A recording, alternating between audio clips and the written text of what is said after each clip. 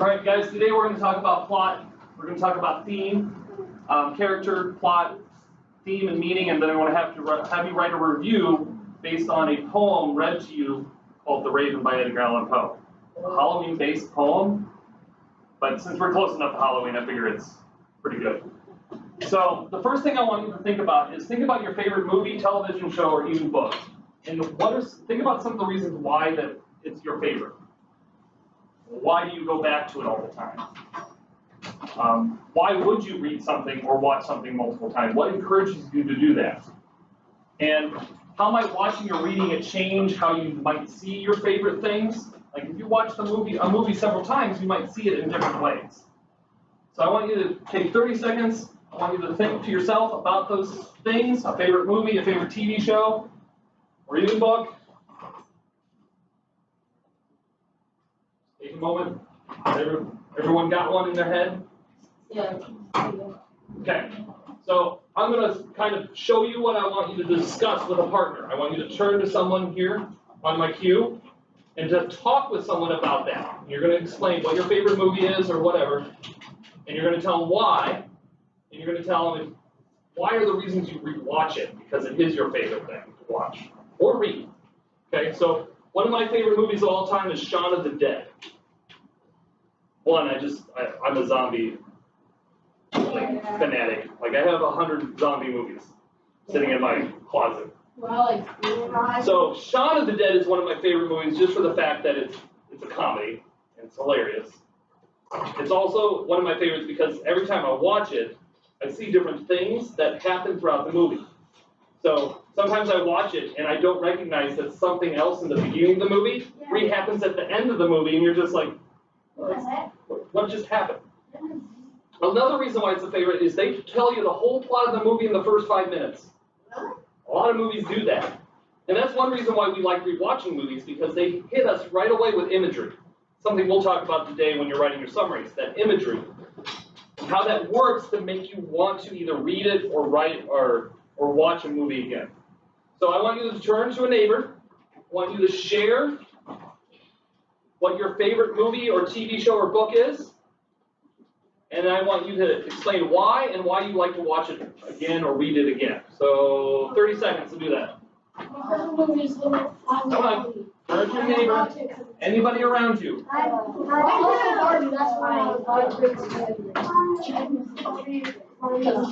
Corey and Cameron are doing it.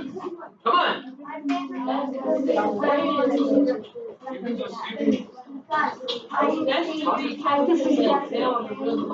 Like scoot over and talk to him.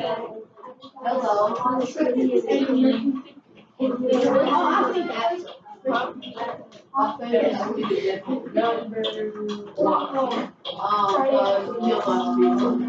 I watched all of them. Don't tell me. Some people aren't sharing.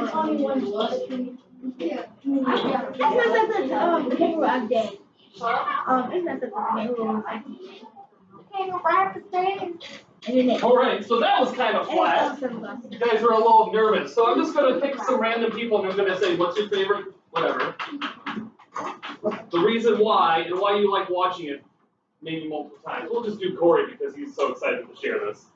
Favorite movie? Barbie and the Dream House. Is that a serious response? Yeah. No. Yes, That's what happens it's a good movie. when you live with sisters. It's a good Okay, but movie. that's your favorite? Yeah, it's a good movie. Okay. It's not a good movie. I'll choose his partner, Cameron. Do it. Just Come do on. it. Margaret. Okay. All right. And when you watch it, do you see different things throughout the movie that may be funnier than other times that you watch it? Yeah. Angel, you want to share? I don't know how to pronounce it. What was it again? Edward. Edward Scissorhands? Yeah. Why do you like watching it multiple times? Because he's a different kind of person, and he's not like everybody else. Okay, so yeah, and every time I've watched that movie a lot, it's not one of my favorite Tim Burtons, because Johnny Depp's weird. But every time you watch it, do you see something different or something that pulls you to the movie that might be different than the last time you watch it? Yeah. Okay. Then Leo? The Mask.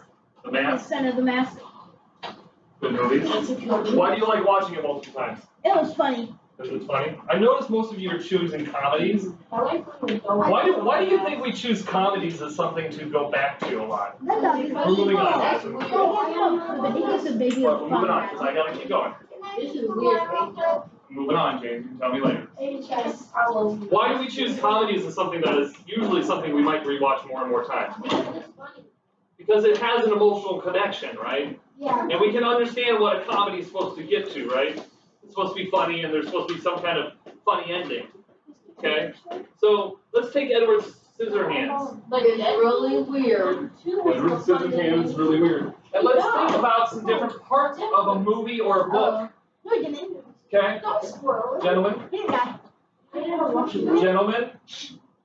So, some of the things that have been discussed with you probably in multiple ways is these 6 ideas. A plot.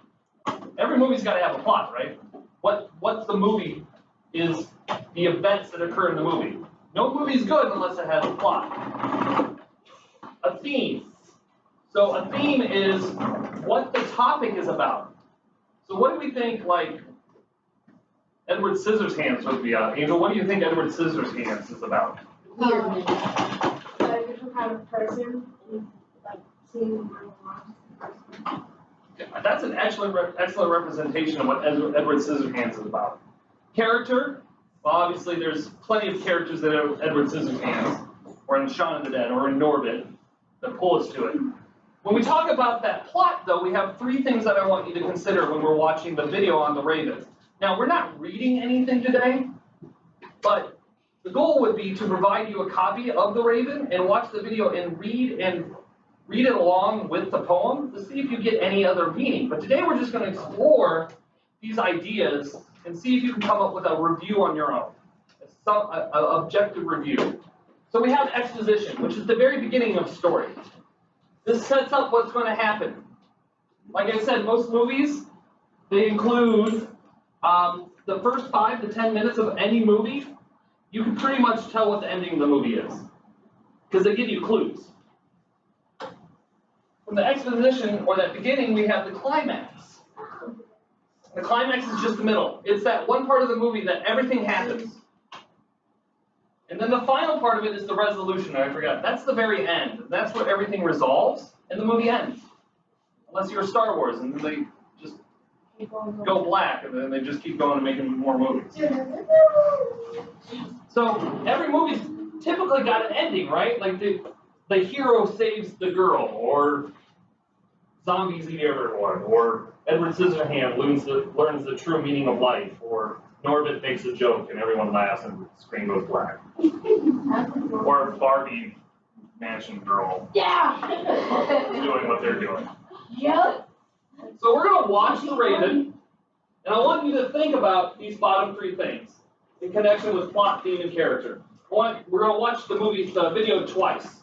The first time we're going to figure out what the beginning, the middle, and the end is. Okay? We're going to fill in that plot diagram that you drew, and then we're going to watch it again, and we're going to think about not just this, we're going to go and think about what is that theme and character. You're only coming to me for smart time today, okay? All right, no. For smart time. Yeah. Thanks. No problem. So I have it pulled up. The Simpsons, obviously, everyone's excited about this today. I don't want you to worry about the language. The language is very flowery. He uses a lot of weird language. So just listen to the language he uses. Follow the images on the screen. Stop. Why don't you close it later? I didn't do that wrong. You're not paying attention. But you have to watch it with me. So, since most of you have a piece of paper, close the Chromebook for the 4 minutes this is on, so you can watch it, so you can pay attention. Okay? Corey? Thank you. So just close it so we get full attention on the screen. Again, don't worry about the language. Listen to it. We'll talk about it. But watch the images and see what images come to your eyes, okay? We're gonna watch it twice. The first time I just want you to think, what's the beginning, what's the middle, and what's the end? The Raven. Once upon a midnight dreary, while I pondered weak and weary over many a quaint and curious volume of forgotten lore, while I nodded, nearly napping, suddenly came a tapping, as of someone gently rapping at my chamber door. "'Tis some visitor," I muttered, "tapping at my chamber door.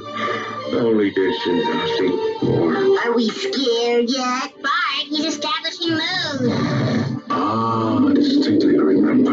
It was in the bleak December, and each separate dying ember wrought its ghost upon the floor. Eagerly I wished the morrow.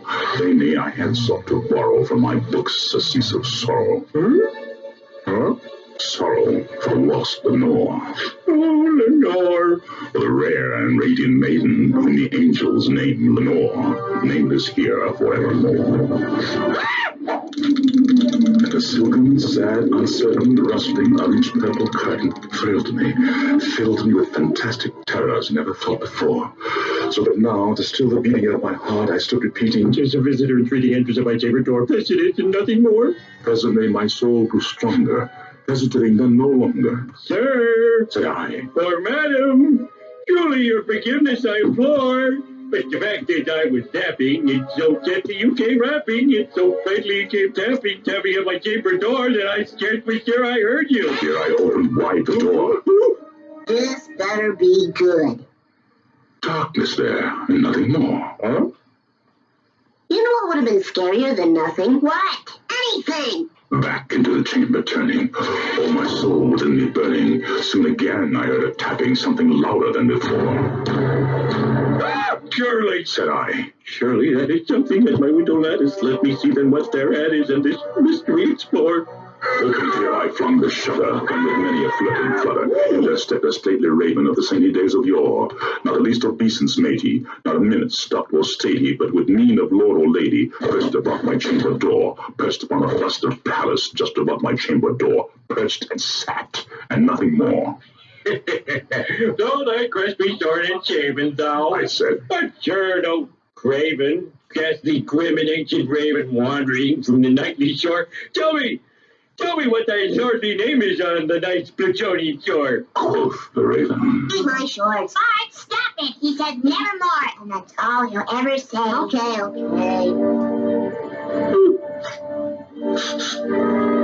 Then methought the air grew denser, perfumed by some unseen scent. Stupid censure, swung by seraphim, whose footfalls tinkled on the tufted floor. "Wretch," I cried, "thy God hath led thee, by these angels he hath sent thee, respite and repent thee from thy memories of Lenore. Quaff, oh quaff this kind nepenthe, and forget this lost Lenore." Quoth the raven, Nevermore. "Don't be that word outside of parting! Burn feet!" I shrieked up, starting. "Get thee back into the tempest and the night Plutonian shore! No, leave no black plume as a token of the lie thy soul has spoken! Leave my loneliness unbroken! Quit the bottom of my door! Take thy beak from off my heart, and take thy form from off my door!" Quoth the raven, Nevermore. "Take thy beak from out my heart, and take thy thorn from off my door." Quoth the raven, Nevermore. "Why, you little... Uh-oh. Back here, you little raven!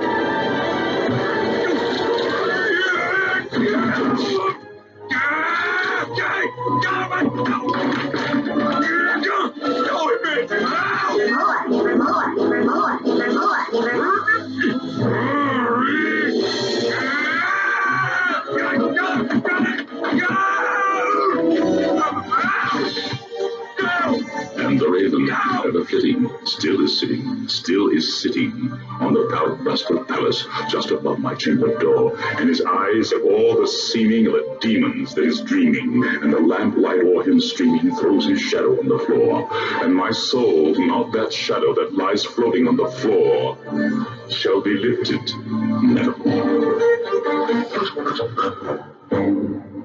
Lisa, So, the one thing I told you is not to worry about the language, right? The language is kind of intense, right? You know what it is?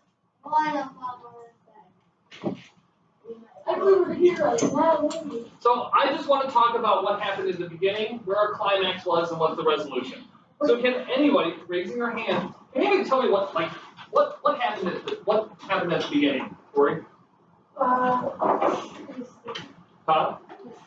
He was sleeping, and what was he thinking of? He was thinking about someone. His wife. He was thinking about his wife. Is his wife alive or dead? Dead. Yep, so we have the main character, and you guys can write along with this. We have the main character. He's sleeping, and he's thinking of Lenore. I'm just going to put Lenore. Okay, this is your beginning, right? This is the beginning of the story. Okay, so obviously he's had loss. Hey Cameron, are you doing this? You can't really do this on the internet. We're filling out our plot map real quick because we're talking about the plot because it's supposed to help us write that summary. Okay? Because when we read the poem, a simplified version of the poem, trust me, it's a very tough poem to read, but a simplified version of the poem, I want to see if this still rings true. I want to see if you still get the same ideas out of the poem. All right, so what happened? We have a little bit of rising action, and what kind of happens in the middle? Who comes in? Bailey, who comes into our picture in the middle of the poem? What character? The raven. Hence the story, right? Eat my shorts. Or, as he says, nevermore. Why do you think nevermore is used? Think about what's happening at the beginning, and think about why the raven's repeating nevermore. Anyone have an idea how those are connected? No. Think about what it means to be nevermore. Dead. Well, maybe not dead, but clearly, it's clearly not there, right? It's nevermore. He loves Lenore, it's nevermore. Oh, It's not him, right? She's not here anymore. So he's sad, right? He's depressed. He's sitting in his chamber reading this book. He's falling asleep. And here comes this creepy old raven. What do you think the raven represents to him? Lenore. Not just Lenore, but His soul. maybe his soul. Maybe death. Right? Nevermore. All right. Now we're going to go to our third and final part of our plot. Now there's things in the middle like the rising. We have a falling.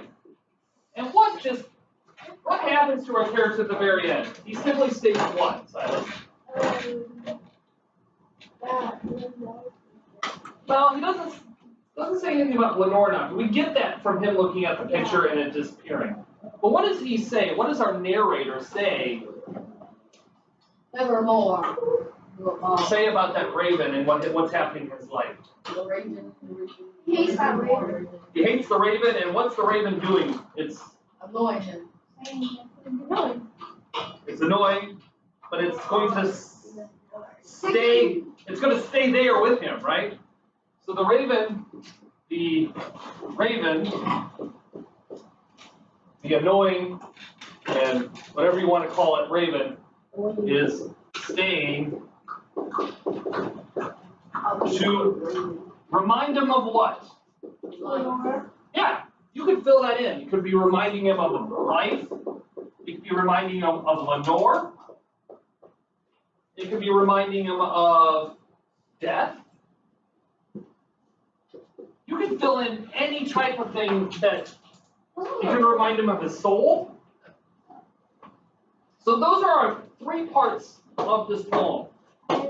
So when we would read the poem and watch the video again, because we've combined them, you get the poem and the video, you should be able to see that. And we're going to watch it one more time. This time I want you to, is everyone good with this though, real quick? Oh, yes, yeah. The boys still stay in my shorts. That's the only thing that's wrong in there. Finish the lesson. Alright.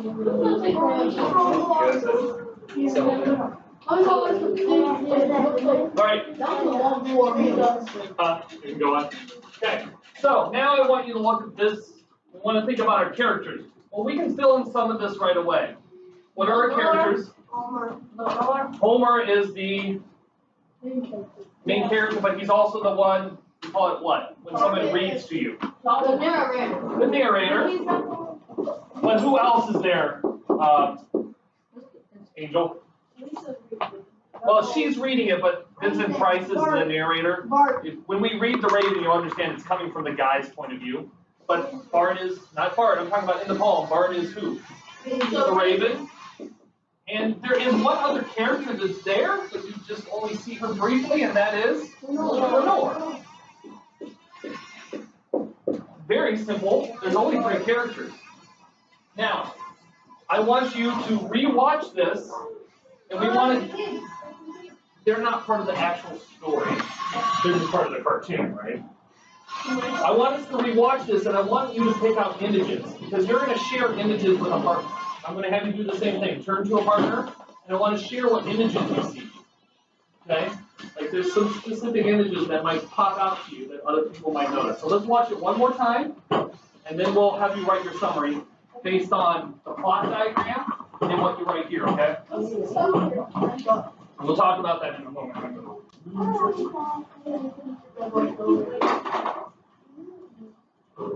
The Raven. Once upon a midnight dreary, While I pondered, weak and weary, over many a quaint and curious volume of forgotten lore, while I nodded, nearly napping, suddenly came a tapping, as of someone gently rapping at my chamber door. "'Tis some visitor," I muttered, tapping at my chamber door. Only this and nothing more. are we scared yet? Bart, he's establishing mood. Ah, distinctly I remember. It was in the bleak December, and each separate dying ember wrought its ghost upon the floor. Eagerly I wished the morrow. Vainly I had sought to borrow from my books surcease of sorrow. Huh? Sorrow for lost Lenore. Oh, Lenore. For the rare and radiant maiden whom the angels name Lenore, nameless here forevermore.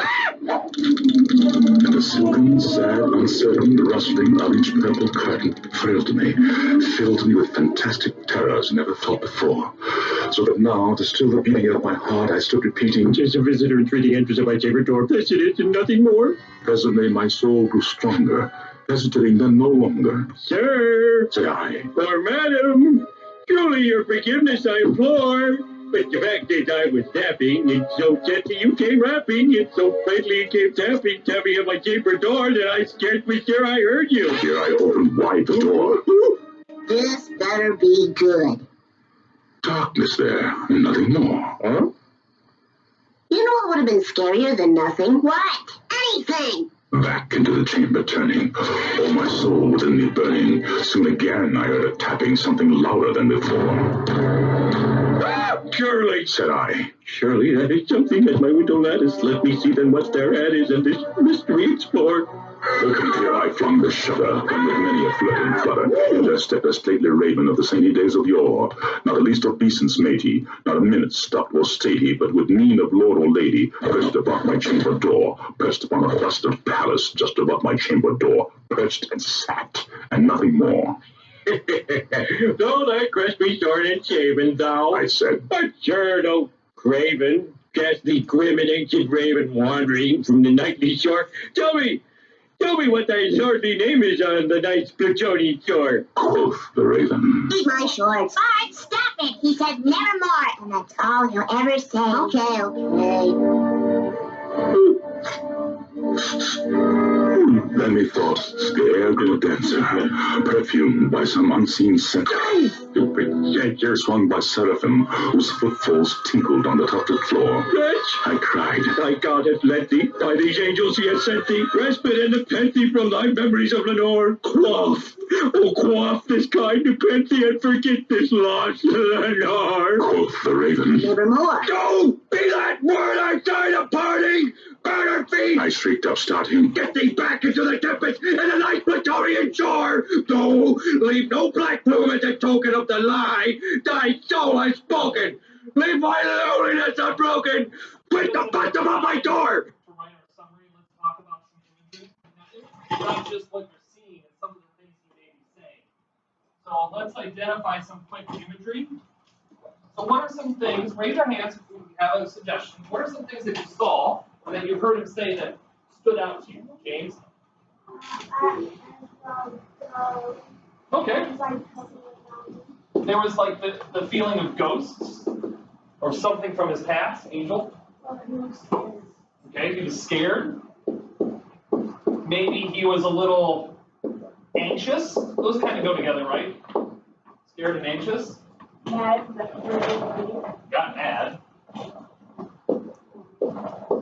What happens when you get scared? You had a line about what happens when you get scared or anxious. Your heartbeats. Heartbeats. Yeah, so he had his beating heart. He talks about his beating heart. That's imagery, right? You can kind of picture what a beating heart is like. He talks about a lot of the door. He talks about Lenore's imagery. The door. Yep, the door. And he talks about Lenore's imagery. But there's another thing. Think about the scene. Is it really bright? No, it's dark. It's kind of creepy, isn't it? Setting kind of a creep factor. I think we got some good imagery there, right? Ghost, scared, anxious, gets mad. Obviously the bird representing something to him. We can take all of this and what we did with the plot map, get a quick theme. What do you think the theme? Is his chamber door. What do you think the theme or the meaning is? In the mansion story is death. Okay, death or your music. How about loss? Right? He's lost someone, loss. Fear. Are you guys, isn't it typical to say you're afraid of dying? Oh yeah. Not really. You're gonna die anyway. Oh my god, be quiet. All right, we have enough time to do this. So on your piece of paper would probably be preferable. If you can do it on the Google page as well if you want to, if you're really good at typing. I want you to do this. I want you to take what we did about talking about the plot. Think about what we did on the plot. I want you to take some of this imagery and what we got for a theme. I want you to write your 3 sentences. What happened at the beginning? What happened in the middle? And how did it all resolve? It should. Yeah, you have to look. Don't write it there. Go down here. Write your 3 sentences. Right here? Yep. And remember, I'm giving you the very beginning, but what has to end the sentence? A period. Google will help you with spelling if anything is problematic. I'm hearing music. I'm hearing music too. The music needs to stop. What am I writing? You can write it on your paper or you can type it. Just type it. Yeah, it'll shift. Don't worry about that. Yeah. Do I write? Well, the narrator is just the narrator. You can say Homer. I would understand what you meant by Homer because he is that character. Outside of the. But let's write this into a sentence. Yep. So 3 sentences. Give me an idea of what happened, beginning, what happened at the middle, and what happened at the end. And you can use any of this information. We gave you a basic plot map. We gave you some imagery to use. It was scary. It was anxious. It was ghostly. The very end, we're talking about death and loss and fear. Just write 3 sentences. The practice here is that when you read the poem, or you read a book, or even if you watch another movie, you should be able to do this at the beginning, at the middle, at the end.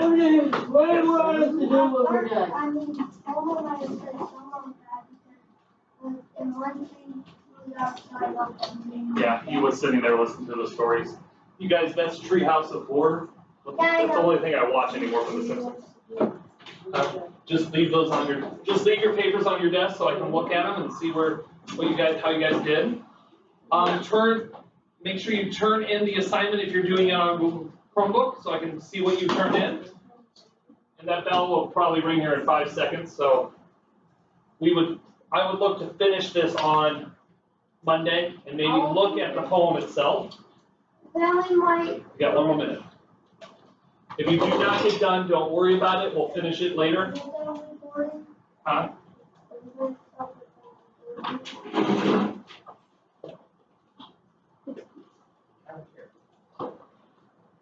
You guys did really good once we settled down and let us get through it. So which was you play by computer what?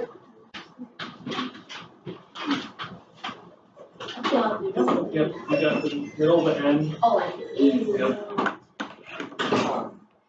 So, what period after lunch? 5 right now. Okay, because I have to leave early today. Well, Starley said that the sub right now is Kevin Smithson, so you might